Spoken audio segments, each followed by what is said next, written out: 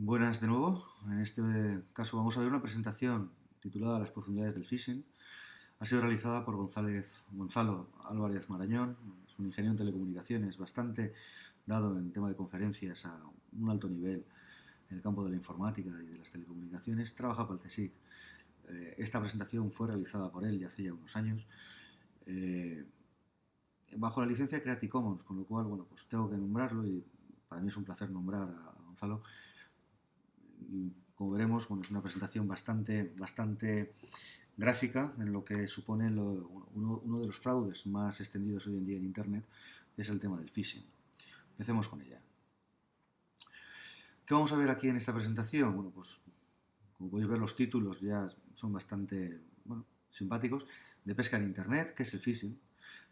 Una pequeña lección de biología viendo el ciclo de vida del phishing, es decir, cuáles son los pasos que realizan todos aquellos individuos que se dedican a hacer phishing, el tema de fraude en Internet, haciendo uso de la ingeniería social, guía para naturalistas, taxonomía de tipos de phishing, veremos qué distintos tipos de phishing existen y decir que desde que se realizó esta presentación hace 2-3 años hasta la actualidad pues, ha habido más tipos o han surgido más tipos de phishing, y también un vedado de pesca, soluciones contra el phishing, que son pequeñas soluciones sencillas que podríamos aplicar cualquiera de nosotros en nuestras máquinas, incluso a nivel de actuación frente a Internet para evitar un posible fraude de phishing.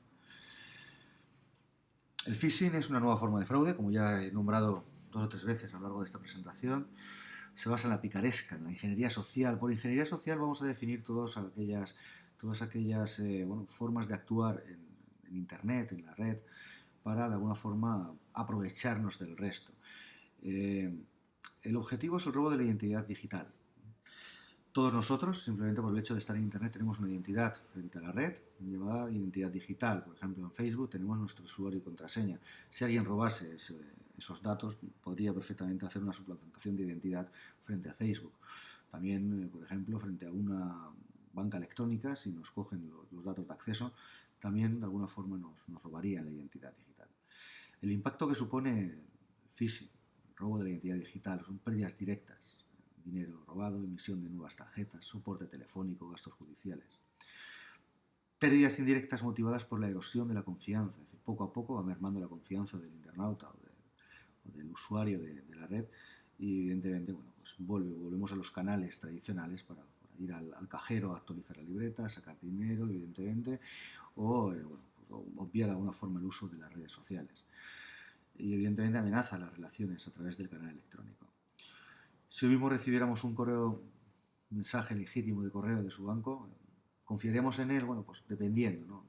Hoy en día los bancos ya nos están avisando desde el primer momento que nunca nos van a pedir los datos, nunca nos van a pedir los dígitos de control y que nunca nos van a enviar un correo. Con lo cual, si recibimos un correo de nuestro banco, pues fácilmente lo desecharíamos, ¿no? Gracias a lo que es el conocimiento del phishing. Un atacante, en este caso, quien realiza phishing, el atacante, pues el phisher, se hace pasar por una compañía o institución financiera de reconocido prestigio.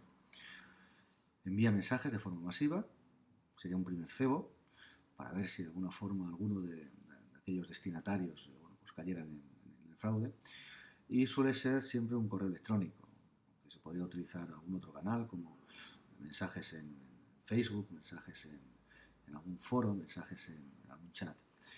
Los mensajes están dirigidos a potenciales clientes. En este caso seríamos el FIS, es decir, el pescado seríamos nosotros, aquellas personas que estamos de alguna forma abiertas a que podamos sufrir un phishing. Si mordemos el anzuelo, si ese destinatario muerde el anzuelo, es redirigido a un sitio web idéntico al original. Recolecta la información personal y, una vez robada la identidad de la víctima, el atacante podrá suplantar ante el servicio legítimo. Un ejemplo, por ejemplo, podría ser si accedemos a un banco, como puede ser Bankia. Accedemos desde nuestro navegador a bankia.es y siempre introducimos nuestro usuario y contraseña para acceder a nuestro entorno de control, de alguna forma de control de nuestras libretas, ¿no? De nuestras cuentas. El atacante perfectamente podría, de alguna forma, simular de forma perfecta lo que es la página de Bankia. Simplemente tendría que acceder a la página de Bankia y darle a archivo, guardar como, y guardar todo el fichero HTML junto con las imágenes, ¿no? esa página la puede poner perfectamente arriba en un servidor y, suyo, y de alguna forma podría modificar la DNS por zona, de tal forma que cuando el usuario, el atacado, accede a Bankia, bueno, es redirigido directamente a su página. En esa página es donde el atacante introduciría el usuario y contraseña, con lo cual hemos mordido el cebo, hemos introducido los datos, han recolectado información personal y a partir de ese momento el atacante ya tendría los datos personales para introducirse en la cuenta de la otra persona, de la víctima, y poder, bueno, pues de alguna forma actuar o hacer lo oportuno. 5% de los clientes alcanzados pican, es una estimación, y se envían aproximadamente en el mundo unos 2,5 millones de mensajes. Lo primero de todo es la suplantación. Esto sería la taxonomía, es decir, el ciclo de vida de lo que es el phishing, ¿no? Tenemos que convencer, o el atacante tiene que convencer.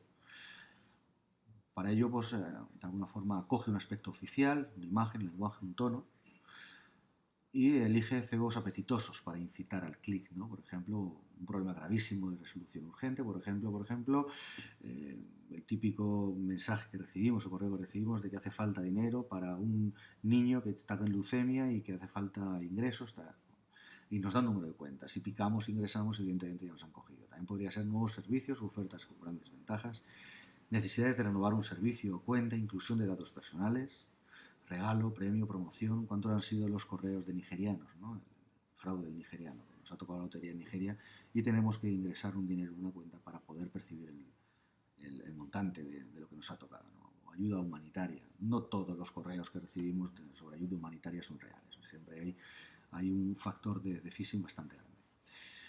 Y también existen kits de phishing, ¿no? Incluyen plantillas para mensajes de correo y para web, listas de destinatarios, técnicas de blanqueo de dinero. Es decir, todo esto podrían ser, bueno, herramientas que utiliza el phisher, es decir, el timador, para hacer uso de la técnica del phishing. Luego, suplantación, el sitio web. Hace falta, de alguna forma, convencer al atacado como que ese sitio web es el que se dice ser. Antes os he puesto un ejemplo de Bankia. Ese perfectamente podría ser un ejemplo de suplantación, simplemente con guardar como la página. Copia idéntica del sitio suplantado, detalles más complicados, falsificación de URL, ¿no? Nos podemos registrar URL. Por ejemplo, se me ocurre ahora un caso en el cual, bueno, pues una persona se había registrado un dominio que era hotmailpasswordrecovery.com y enviaba correos electrónicos pidiendo los datos.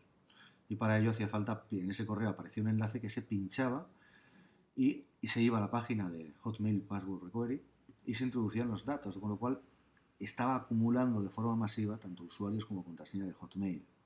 En este caso, bueno, pues era una falsificación de URL, ¿no? El tercer punto sería el cliente, el fish, el pescado, el cual tiene que picar, presentar la información personal robada. Se suele, si alguna persona, un usuario, cae en el phishing, pues proporcionará un número de usuario y contraseña, que es lo más fácil, como el ejemplo de Hotmail que os acabo de comentar. Se pueden incluso falsificar tarjetas para cajeros y, por desgracia, los bancos hacen poco o nada, o hacían poco o nada. Ahora poco a poco ya están, pues, de alguna forma asegurando con protocolos muy fiables sus páginas web, sus transacciones electrónicas y su sistema de autentificación. El ciclo de vida podría ser este de aquí, ¿no? Hay una planificación, posataque, un fraude, una recolección de datos, un ataque, una configuración. Esto sería continuamente el ciclo, ¿no? Esto sería el timador, ¿no? El que va a realizar la técnica del phishing, pues haría una configuración de cuál va a ser su plan, atacaría, recolectaría datos, se produce el fraude, haría un post-ataque y se volvería a planificar un nuevo ataque, con lo cual esto sería una rueda que siempre está en funcionamiento. La planificación, pues, sería previamente determinación del objetivo, la entidad a atacar, banco, comercio, es decir, o suplantar en este caso, las víctimas potenciales, la información personal a robar, o sea, qué le interesa al que va a realizar la técnica, determinación de la finalidad del ataque y determinación del canal de comunicación que se va a utilizar. Puede ser correo electrónico, mensajería instantánea, chat, anuncios, página web, troyanos, tal y como he comentado antes. El tema de troyanos incluso requeriría una presentación aparte. Se prepara todo el sistema, ¿no? Creación de los materiales necesarios, como os he comentado antes, en los ejemplos que os he dicho, plantilla para el mensaje, base de datos de destinatarios, botnets para enviar los mensajes, es decir, una aplicación que de forma masiva envía correos electrónicos, por ejemplo, un sistema desarrollado en PHP y MySQL, como puede ser el PHP List, y un sitio web para recolectar los datos. Es decir, esa plantilla, esa interfaz que el atacado va a caer en ella para introducir sus datos. Se produciría posteriormente el ataque, puesta en marcha de la infraestructura de ataque, control del botnet a través del IRC, por ejemplo, o podría ser también correo electrónico, y los zombies envían los mensajes a la lista. Los zombies son esos servidores que envían de forma masiva los correos. Aquí estaría el que va a realizar la técnica del phishing, el servidor que envía los datos en plan masivo a los clientes, en este caso clientes por llamarlo de alguna forma, es decir, a aquellos usuarios que van a caer en la red, evidentemente.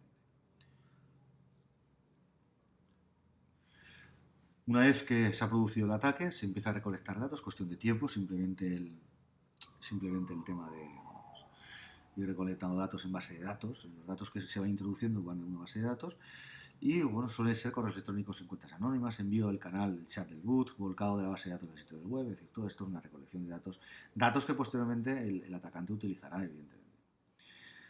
El fraude en sí, que es la finalidad, ¿no? Normalmente el phisher no explota la información, sino que la vende a cash, es decir, que se la pagan en metálico, directamente, en cash. El mercado del phishing se estima, pues, un número de tarjeta de crédito, 50 céntimos de euro, cuenta bancaria completa, unos 100 euros, número, saldo, tarjetas. Esto es de alguna forma lo que se valora en el mercado del phishing. También se utiliza mucho para el blanqueo de dinero, por el tema de las mulas, ¿no? Reclutamiento de muleros, scam, ofertas de trabajo desde casa, en bolsas online, de trabajo, spam, spin. Crean cuenta bancaria donde reciben transferencias desde las cuentas atacadas. Envían el dinero al extranjero a cambio de una comisión. La policía detiene al mulero, no al cashier. Siempre detiene al mulero. El tema de las drogas pasa exactamente igual. El tráfico de cocaína, el tráfico de hashish, pasa exactamente igual. Se detiene al mulero, nunca al narcotraficante, ¿no? Siempre es bastante más complicado. El tema del fraude en cajeros está evidentemente relacionado con el blanqueo de dinero, porque ese dinero que se consigue bajo un fraude en cajeros hay que blanquearlo de alguna forma, no son ingresos limpios.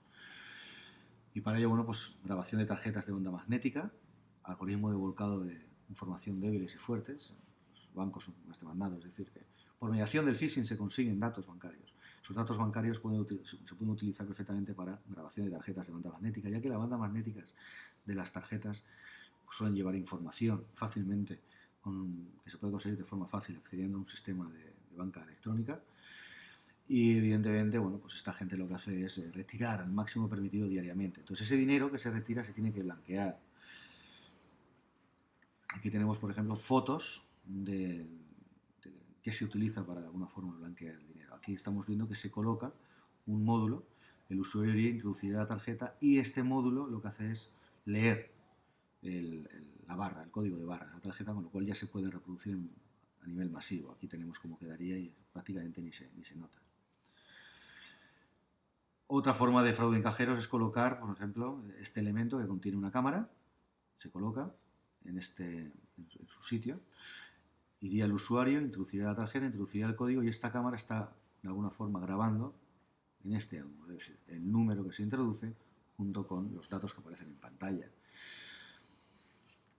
Cuentas bancarias sin fondos utilizadas como puentes para cadenas de transferencias, es decir, ahí suele haber en paraísos fiscales, en el extranjero, cuentas bancarias, evidentemente sin fondos, al cual se van transmitiendo de forma periódica dinero para blanquearlo en aquellos países. Una vez que está blanqueado en aquellos países, ya evidentemente se puede traer para España o el país de origen. Otras entidades como comercios electrónicos, PayPal, eBay, cuentas en proveedores de acceso a Internet, llamadas telefónicas de Internet como Skype, forma de blanquear dinero.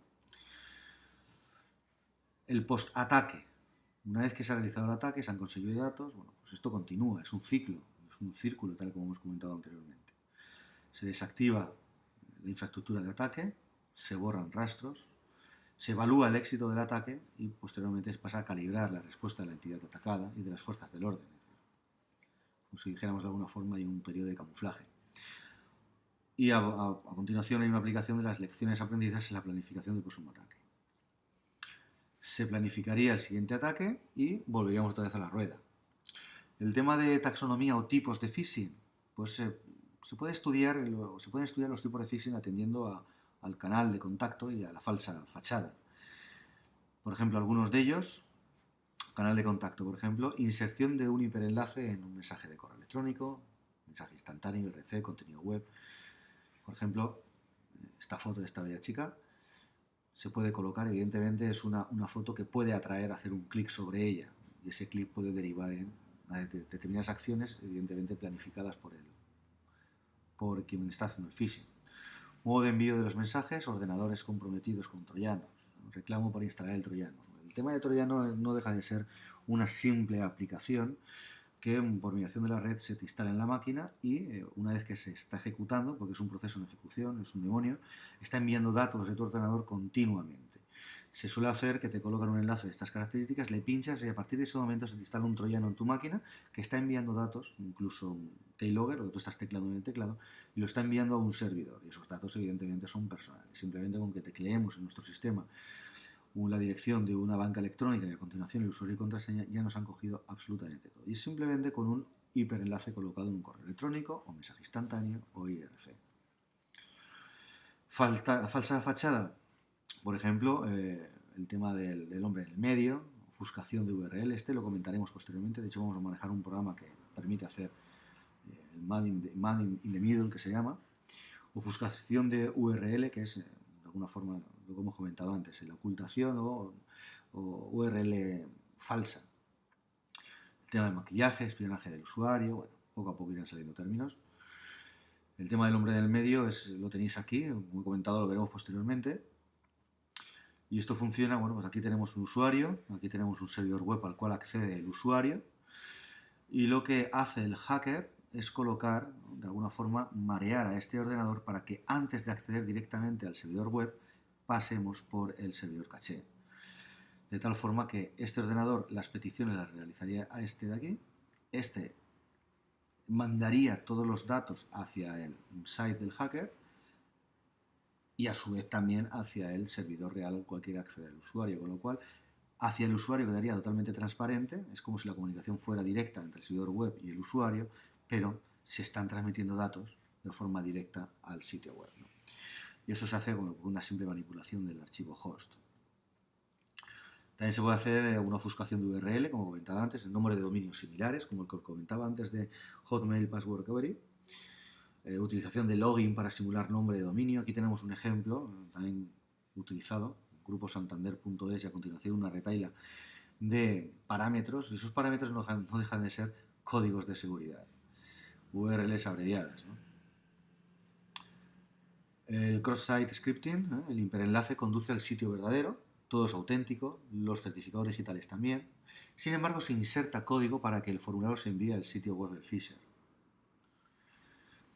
Con lo cual todo parece idóneo, pero de alguna forma se ha insertado código para que todo vaya hacia una máquina en concreto, esperando a recibir información.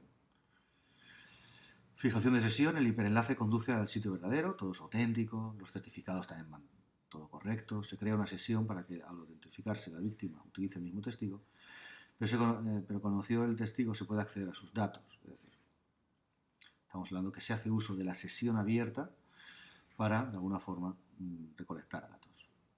Maquillaje son manipulación del aspecto del navegador que ve el usuario. Realmente se coge una página web real y se crea todo de forma oculta, marcos ocultos, se sobreescribe el contenido, se sustituyen las gráficas, con lo cual estamos hablando que parece una página real, realmente a la que queremos acceder, pero no es realmente la que estamos accediendo. Espionaje del usuario, que se puede realizar ya con medios de alguna forma software o no software, o hardware en este caso, como los keyloggers, que son simplemente programas que se pueden instalar en el ordenador, están ejecutándose continuamente y todo lo que se está picando está quedando almacenado en ficheros.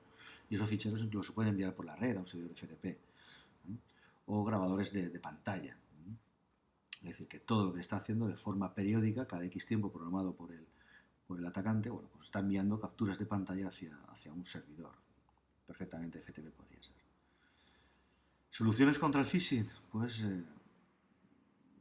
tenemos un gran problema de raíz, es que la identidad digital es débil de momento. Poco a poco se está implantando con el tema de los DNIs electrónicos, el tema de los certificados digitales del FNMT, es decir, poco a poco se está implantando más el tema de la filosofía de identidad digital, pero sigue siendo débil. La solución ideal son mecanismos de autentificación robustos, evidentemente. Es un mecanismo de autentificación robusto en el momento en el cual es programado, es de alguna forma ideado. Pero en cuanto es ideado, en pocos meses ya hay gente que está reventando dicho sistema de autentificación.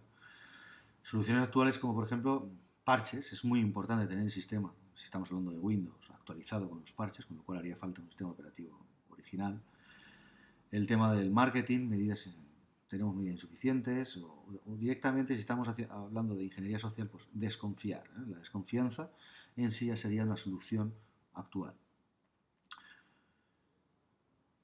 Como aquí tenemos la página web de quien realizó esta presentación, gonzaloalvarez.com, en el cual podéis encontrar esta e infinidad de presentaciones. De hecho, aquí vamos a hacer la presentación de 2 o 3 de Gonzalo. Y bueno, si tenéis alguna pregunta sobre la presentación podéis hacérmela llegar por mediación del foro y así yo cuando la conteste puede ser también accesible por el resto de compañeros. Y como os comentaba antes, bueno, pues esta presentación está hecha bajo la licencia Creative Commons, con lo cual bueno, pues, me permito el lujo de nombrar a Gonzalo Álvarez como quien realizó esta presentación.